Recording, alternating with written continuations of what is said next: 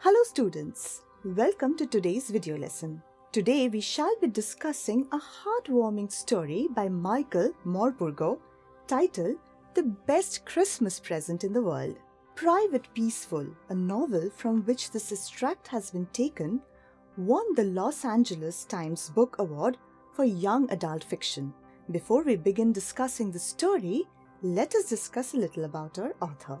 Born in 1943 in London, Michael Morpurgo has written over 100 books for children and teenagers. Educated in London, Sussex and Canterbury, he previously taught at a primary school in Kent, which provided inspiration for his writings. He founded the charity firm Farms for City Children with his wife to connect urban children to the joys of nature.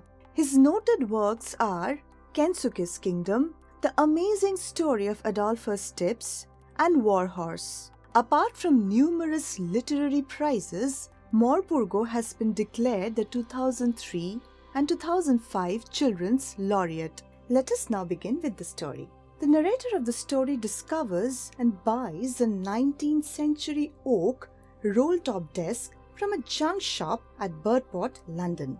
A roll-top desk is a desk which has a wooden cover which can be pulled down over the writing surface when the desk is not being used.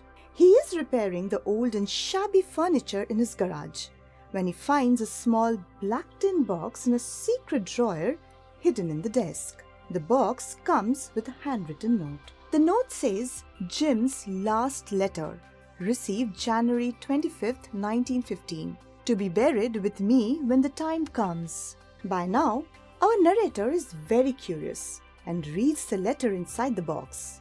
It is addressed to a Mrs. Jim Macpherson of 12, Copper Beeches, Birdport, Dorset.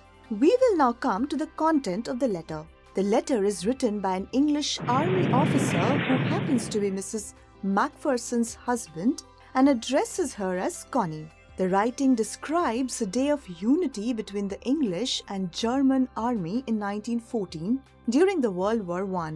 The letter is filled with the hope that the war between the two sides would end soon. The British Army officer describes a Christmas day in the battlefield. He mentions how a German soldier who is known as Fritz wished a Tommy or an English soldier Merry Christmas. Each side welcomed the other by waving white flags. Both sides left behind their initial fears of being tricked and walked over from their trenches to meet each other.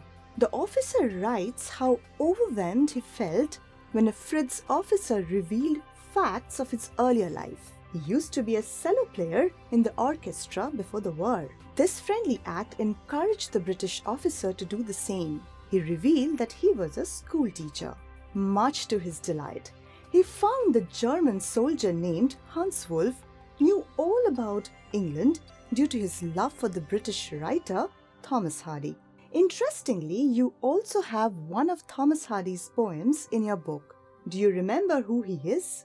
Thomas Hardy was an English novelist and poet. One of his most famous novels is Far from the Madding Crowd. He used to write about realistic events and people of the rural society in his novels. In the letter, there is then a description of both the British and the Germans playing a football match. The Germans won, but the game ended in goodwill. Before parting, they all prayed that the war would be called off and they could safely return to their families. That night, the Germans sang Silent Night from their dugouts. The English respond to it with a chorus of wild shepherds watched. They celebrated the spirit of Christmas through feasting and singing carols in their native languages. This is where the letter ends. Let us now come back to the events of the story and find out what our author does after reading this letter. Having read the letter, the narrator decides to meet Mrs. Macpherson. He visits the address mentioned on the envelope containing the letter. A neighbor informs him that at 101, Mrs. Macpherson is a bit disoriented but otherwise a lovely lady.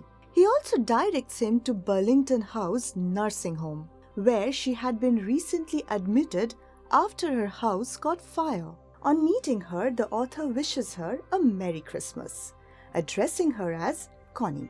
It is the name her husband used. He then goes on to describe how he found the letter.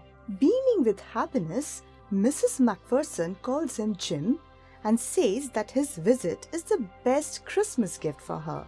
The narrator plays along and does not correct her mistake. He understands that she is so old that she has mistaken him for her dead husband. With that, we come to the end of this sweet and sad Christmas story. Hope you found this lesson useful and enjoyable. See you soon in our recap and question and answer videos.